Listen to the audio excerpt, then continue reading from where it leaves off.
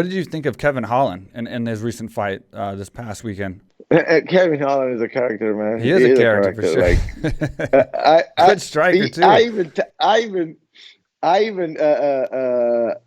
the? I don't want to say something weird because I know he's gonna call me out of it. But we had a little. I texted him something like super, like pretty. Like I just said I just said something like, hey, at the end of the day, I got nothing against you. If you gain your spot, I'll fight you again. And then we'll see each other in the cage.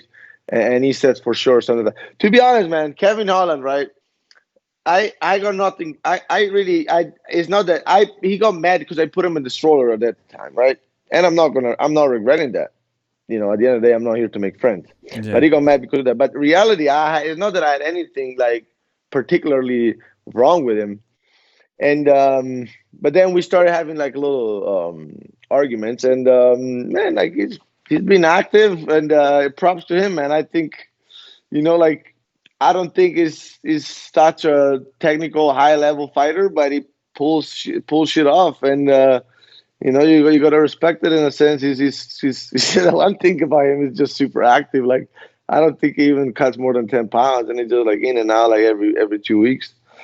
And props. Like his last fight was weird because you would not expect from such a high level jiu-jitsu practitioner being on top and getting knocked out that way. Yeah, I feel like crazy. It's a little bit it's almost humiliating for him. I don't know how the hell it happened, but I mean, he is getting old, but still, that was dominant either way. No matter how old he was, it was still some freaking crazy punches from the back like that, and from the knees. Yeah, no, that's the thing. He's such a man. He has such a very freaking style, which is like a freaky style where he's very hard to, and then but come on now, you're like, I don't think any solid fighter should be knocked out from the bottom. I think it shouldn't happen. Like, you don't being somebody like Jacare, just with a little bit lack of respect, I guess, in the punches, because he got taken down 2 times in like how long? 2 minutes. That shows holes on wrestling, on Kevin Holland's wrestling. But at the same time, he shows like, to be honest, he reminded me a little bit of Tony Ferguson, the way he fought a little bit. Yeah, he didn't seem worried about the takedown. Like you could tell when he was getting taken down, he seemed like he wasn't afraid of the takedown, and he wasn't afraid of going to the ground. He was steady striking and aggressive towards Jacare as he was going down, but he wasn't also assuming he was going to win on the ground, and that obviously wasn't his plan. But he didn't seem scared. He didn't seem worried. He didn't seem like, and you could definitely see that when he was going down. You're right.